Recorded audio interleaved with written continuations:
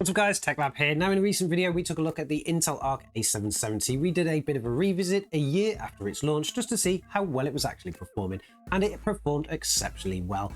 But you guys asked me in the comments, could I actually take the same look at the Intel Arc A750, but unfortunately I can't do that. And the reason I can't do that is because I didn't actually have an A750 at launch, so I have no benchmarks to actually compare. So instead I thought today we would actually take the A750 with its limitations compared to its biggest sibling, the A770, and see how well it performs against some of 2023's best games.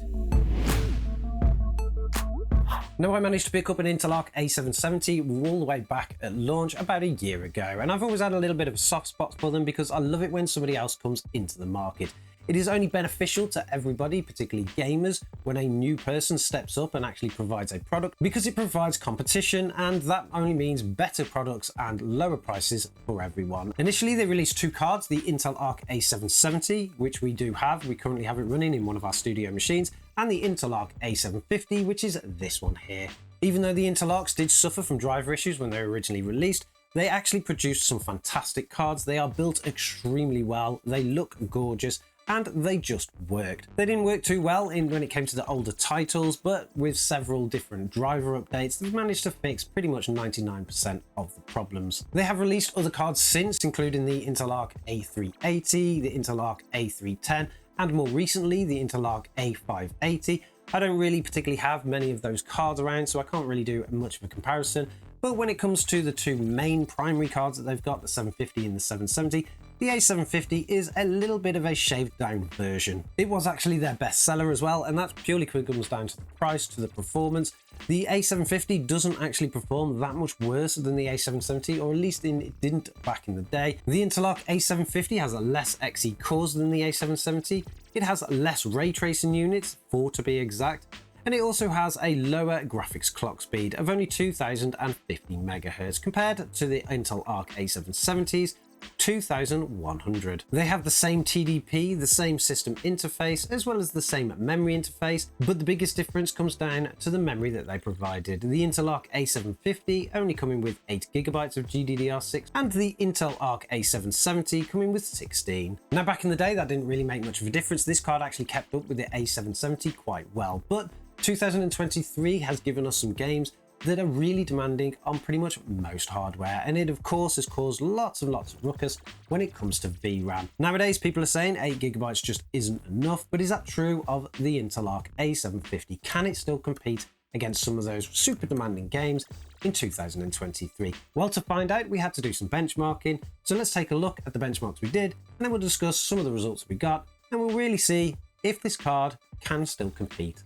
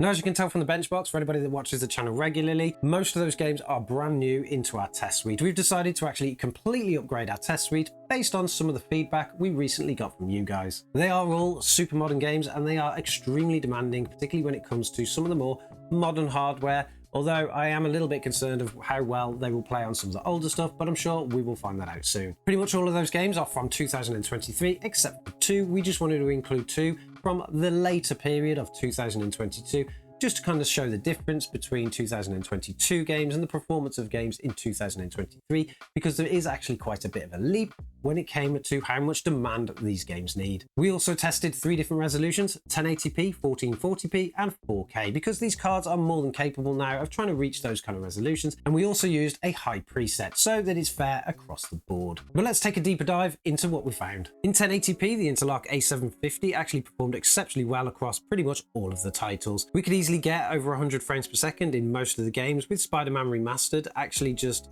lagging behind slightly by 3 FPS, but you could count that as a tolerance of a test. And then we obviously hit the two last games there, Starfield and The Last of Us, where we took a huge dip. Now, when it comes to actually gaming on the A750, this isn't the resolution that you should be targeting. The reason that I've left it in here is just to show you that Starfield and The Last of Us will suffer slightly when it comes to performance, and you may have to actually reduce your resolution to this. But in general, most games are going to run perfectly fine at 1080p. Jumping the resolution up to 1440p, you can see this is still where the Intel Arc A750 has its sweet spot. Most games will perform over 80 frames per second, with again those last two, Starfield and The Last of Us, suffering slightly when it came to those averages. In Dead Island 2, we managed to get an average of 82 frames per second with a 1% low of 61. That meant the game was super playable and it looked absolutely gorgeous. High on Life is one of those games from 2022 that we decided to include. It is a slightly demanding game and it looks pretty good too. We managed to get an average of 89 frames per second with a 1% low of 47. It was a little bit of a shame that we got a reasonably low 1% low there, but there was no stuttering in the game and it played beautifully smooth at that, so you can still play it and it'll be perfectly fine. Hogwarts Legacy is a pretty demanding game, but the Intel Arc A750 still managed to get an average of 76 frames per second with a 1% low of 38. That actually meant the game was more than playable and it's quite an enjoyable game to play too. I really do need to get into that, but you can be reassured you can play it on an A750. Resident Evil 4 really showing how well optimized the Resident Evil engine is, getting an average of 85 frames per second with a 1% low of 63. And then we have Spider-Man Remastered, the other game from 2022, getting an average of 83 frames per second with a 1% low of 56. All of those games are clearly playable at this kind of resolution, particularly with this kind of setting. But if you wanted to increase those 1% lows a little bit more, just to kind of balance things out a little bit, you could do by enabling VSync or capping your frame rate, as well as lowering some of the quality settings, so you can get a great experience out of all of them. The two games where the Intel Arc A750 really struggled though was of course Starfield, where we only got an average of 39 frames per second with a 1% low of 19. That meant that it was actually kind of playable, but really you just need to drop the resolution and the settings on that one. You can get a 60 frames per second experience out of that game, but you really do need to drop everything. And then of course the last game in our testing, The Last of Us Part 1. Now in The Last of Us Part 1 we managed to get an average of 42 frames per second with a 1% low of 33. That game for some reason is just still extremely demanding. I don't really understand why, because it's not any bigger than any of the other games there and it doesn't look any better than the other games there. I can still suggest that there probably are unoptimizations in that game which are causing some of these issues, but you can actually play it if you drop everything down to 1080p. The A750 will still play the game, so if you still want to do it, you still can. Increasing the resolution up a bit, we can still see that games are still playable at 4K on the Intel Arc A750. In Dead Island 2, we got an average of 40 frames per second with a 1% low of 23. That isn't a great score, of course, but it meant that the game was more than playable, it was reasonably smooth, and you could get a pretty decent cinematic experience. High on Life, we managed to get an average of 42 frames per second with a 1% low of 22. In Hogwarts Legacy, we managed to get an average of 33 frames per second with a 1% low of 19. Now that game did suffer from some kind of stuttering as we were running around it, particularly at this resolution, so you might want to tweak your presets a little bit if you want to play at 4K, but I would advise you actually just drop the resolution and go back to 1440p, where we actually got a decent experience. Resident Evil 4's engine's optimizations really came through at 4K, getting an average of 54 frames per second with a 1% low of 40. That meant the game was more than playable and it was reasonably smooth as well. And then Spider-Man Remastered getting a very similar scoring of 55 frames per second on average, with a 1% low of 39. In Starfield, we only managed to get an average of 20 frames per second with a 1% low of 14. I really wouldn't advise playing the game at that because it was just very stuttery and it didn't do the game justice at all. I would definitely lower that resolution and potentially go to 1080p just to get a nice smooth experience. And then of course, The Last of Us was the last game that we tested, getting an average of 22 frames per second, but in 4K, really suffering on those 1% lows, with a lot of stuttering in game by only getting 7 frames per second. So can the Intel Arc A750 compete in 2023? I think for the majority of games, yes it can. It didn't actually run into any kind of VRAM issues really. We were only pushing games in the 3 different resolutions at a high preset. Maybe if we'd have gone to something in an ultra and had those ultra textures, it could have suffered, but we don't tend to test at that kind of thing. You can be rest assured that as long as you run games in a high setting, you can get a playable experience. You may just have to tweak the resolution and the quality preset slightly, depending on the game that you're playing. I think Intel have done a fantastic job of the Intel Arc range, and I really can't wait to the next generation. I'm hoping they learned a lot of lessons from the Intel Arcs. I'm sure they have through the bug reports and things like that, as well as their experience now in driver optimizations. But let me know in the comments below, would you consider an Intel Arc graphics cards now?